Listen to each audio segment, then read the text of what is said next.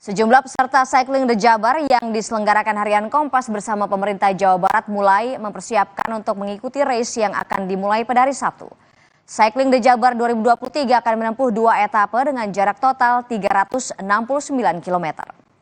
Sebanyak 154 peserta yang akan mengikuti event sepeda Cycling the Jabar yang digelar harian Kompas bersama pemerintah Provinsi Jawa Barat mulai bersiap. Mulai dari kesiapan sepeda, race pack, dan briefing race yang akan dilalui oleh para peserta.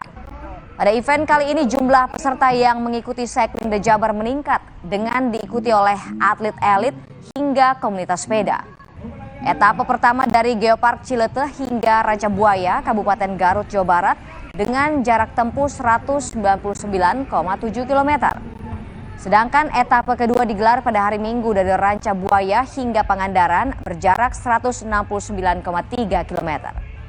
Cycling the Jabar tahun ini lebih mengarah ke kompetisi dibandingkan edisi sebelumnya yang mengarah ke tur.